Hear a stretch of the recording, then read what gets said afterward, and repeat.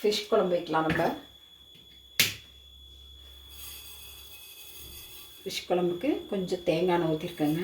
இதில் கொஞ்சம் வெந்தயம், கடுகு, சீரகம், ஒரு பிஞ்ச் சோம்பு போட்டுக்கலாம்.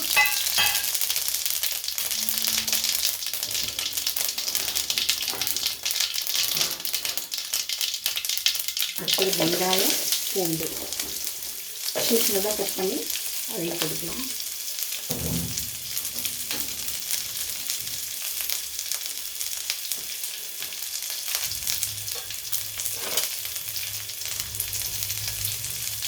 பச்சை மிளகா,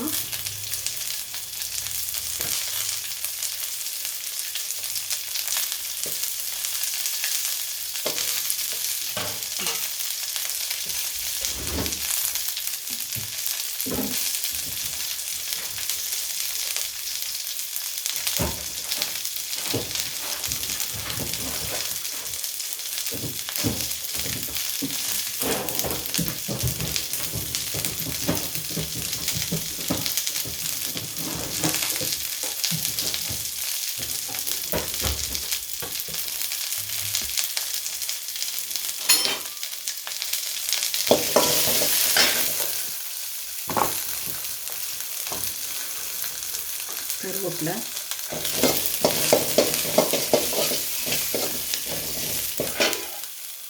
இப்போ நான் ஃபிஷ் கிரேவி வைக்கிறதுக்கு ஒரு 2 பேருக்கு ஒரு சின்ன எலுமிச்சம்பழம் அளவு புளியை இப்படி ஊற வச்சுருக்கேங்க. நீங்கள் ஒரு 4 பேருக்கு வைக்கிறீங்கன்னா இந்த எலுமிச்சம்பழத்துலேயே ஒரு பெரிய எலுமிச்சம்பழம் அளவு புளி எடுத்து வச்சிங்கன்னா போதும். எண்ணெய் நிறையா வேணுங்கிறவங்க கொஞ்சம் ஊற்றிக்கோங்க. எனக்கு எண்ணெய் போதும். அப்புறம் ஒரு 3 தக்காளி எடுத்துருக்கேன்.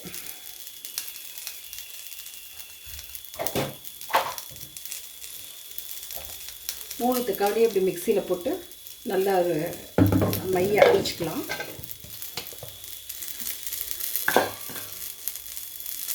இப்போ தக்காளி அரைச்சாச்சு, அதை இதில் ஆட் பண்ணிக்கோங்க. டொமேட்டோ பியூரி இன்னும் இது வாய்க்கும் வராது, இது மாதிரி பெருசாக நல்லாவும் இருக்குது வச்சுன்னா.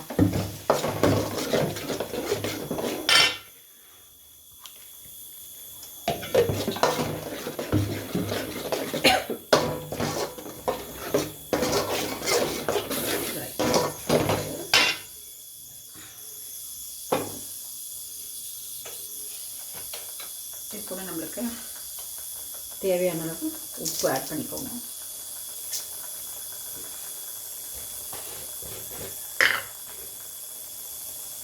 கொஞ்சம் மஞ்சத்தூள்.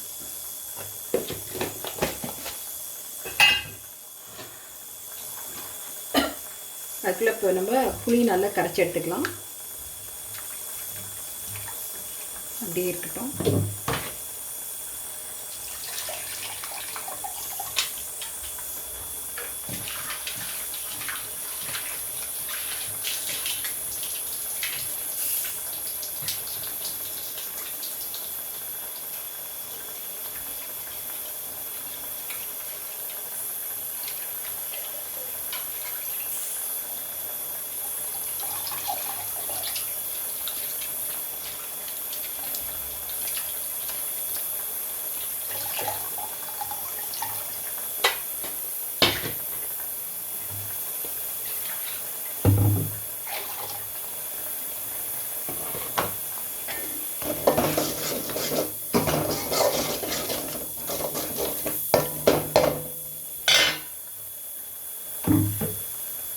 இப்போ நான் குழம்பு மசாலா வச்சுருக்கேங்க.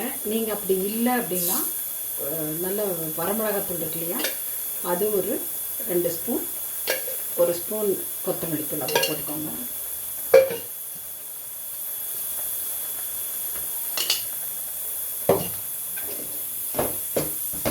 ரெண்டரை ஸ்பூன் குழம்பு மசாலா போட்டுக்கணும். ஒரு திக்கண்டாக இருக்கும், கிரேவி நல்லாயிருக்கும். ஃபிஷ் கிரேவி பொறுத்த வரைக்கும் கொஞ்சம் காரமும் இருக்கணும், கொஞ்சம் புளிப்பும் நல்லா இருக்கணும், ஈக்குவலாக இருக்கணும் காரமும் புளியும். அப்போ தான் டேஸ்ட் நல்லாயிருக்கும். அதுக்கு தான் தக்காளியும் 3 போடுறோம், புளி கரைச்சதையும் இப்போ ஊற்றியாச்சு.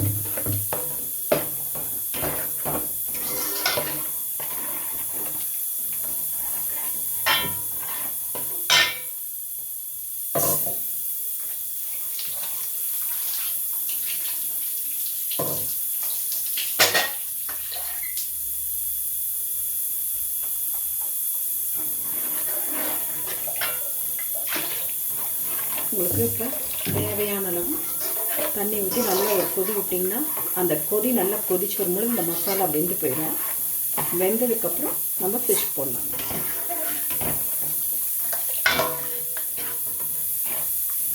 இந்த தூள் போட்டிங்கன்னா சம்டைம்ஸ் வந்து நீங்கள் வந்து புளி தண்ணி வந்து புளி கரைக்கிறீங்க இல்லையா, அதுலேயே நீங்கள் வந்து அதில் மிளகாத்தூள், மல்லித்தூள் இல்லைன்னா குழம்பு மசாலாவும் மல்லித்தூளையும் கலந்து வச்சுக்கோங்க.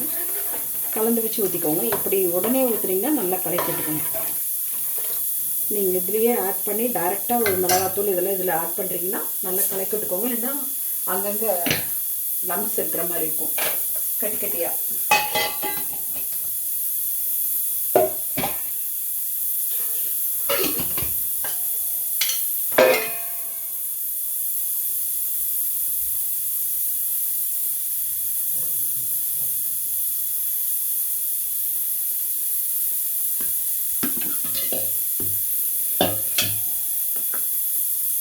இது நல்லா டைஜஸ்ட் ஆகணும்னு ஆல்ரெடி பூண்டு நம்ம எண்ணெயில் போட்டு வதக்கியிருக்கோம்.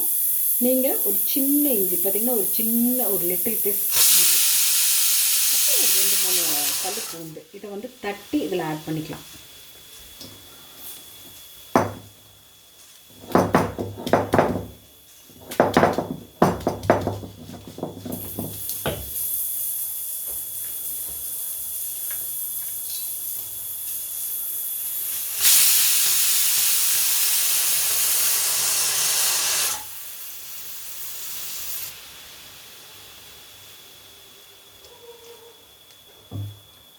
ரொம்ப இஞ்சி ஓவராக போயிடக்கூடாது. இஞ்சி வாசம் வந்து ரொம்ப அதிகமாக வந்து டாமினேட் பண்ணிச்சுன்னா ஃபிஷ் கிரேவி நல்லா இருக்காது. சின்ன இஞ்சி துண்டு போதும்.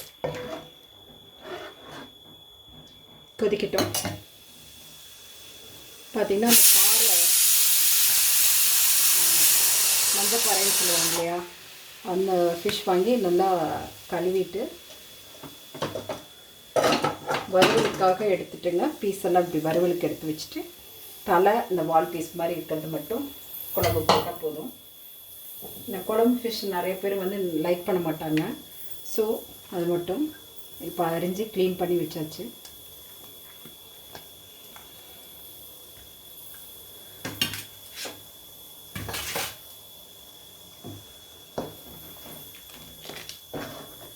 பார்த்திங்களா, இப்போ அந்த ஒரு திக்னஸ் வந்திருக்கும். கொதிக்கும் போது இன்னுமே கொஞ்சம் திக்காகும். ஆஃப் பண்ணதுக்கப்புறம் இன்னும் கொஞ்சம் திக்னஸ் கொடுக்கும். அந்தளவுக்கு அந்த தண்ணி ஓவராக ஊற்றிட்டிங்கன்னா நீங்கள் அப்புறம் தேங்காய் ஊற்றிது சதன்னு ஒரு மாதிரி குழம்பு டேஸ்ட்டே வேறு மாதிரி ஆயிரும். லிமிட்டடாக இது மாதிரி வச்சிங்கன்னா நல்லாயிருக்கும்.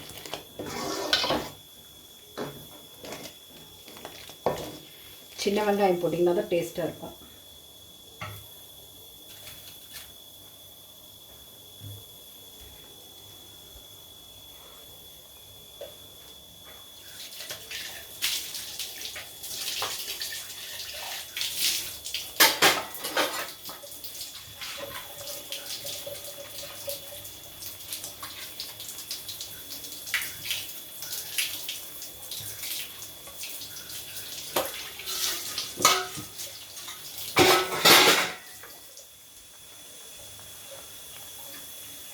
இந்த குழம்பு மசாலா எதுக்கு வந்து குழம்பு மசாலாவுக்கும் மிளகாத்தூளுக்கும் என்ன வித்தியாசம்னா, மிளகாய் மட்டும் இருக்கும். குழம்பு மசாலா கொஞ்சம் நம்ம சீரகம், மிளகு, அப்புறம் அதுக்குரிய கொஞ்சம் வெந்தயம், அப்புறம் சில பருப்புகள்லாம் சேர்த்து அரைக்கிறதுனால கொஞ்சம் அந்த திக்னஸாகவும் இருக்கும். டேஸ்ட் நல்லா கொடுக்குங்க. அதுக்காக தான் மோஸ்ட்லி வீட்டில் செய்கிற குழம்பு மசாலா யூஸ் பண்ணிங்கன்னா நல்லாயிருக்கும். இப்போ நல்லா கொதிச்சு வந்துருச்சிங்களா?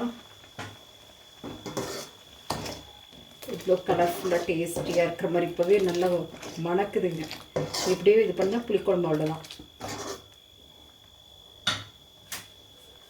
இப்போ நம்ம ஃபிஷ் போட்டுக்கலாம்.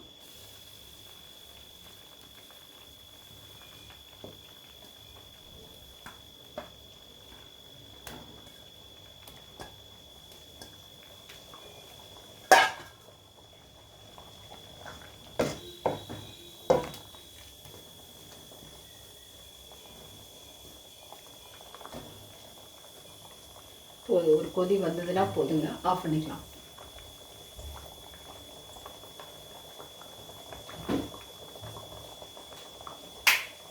ஃபிஷ் ஃபிஷ் குழம்பு நிறைய பேர் நல்லெண்ணெய் ஊற்றி தாளிப்பீங்க. நான் இன்றைக்கி ஃப்ரெஷ் கோகோனட் ஆயில் இருந்ததுனால கோகோனட் ஆயில் ஊற்றினேன். இல்லைன்னா நீங்கள் நல்லெண்ணெய் ஊற்றி கூட தாளிக்கலாம். இல்லை உங்களுக்கு விருப்பமான என்ன சமையல் எண்ணெயோ அதை ஊற்றி தாளிக்கலாம். இதுக்கே நல்லா டேஸ்டியாக இருக்கும். கொஞ்சம் நான் எனிவே நல்லெண்ணெய் ஆட் பண்ணிக்கிறேன் லைட்டாக இன் லாஸ்ட். கொஞ்சமாக இருந்தப்போ ஆயில் ரொம்ப ஊற்ற வேண்டாங்க, போதும் கொஞ்சம்.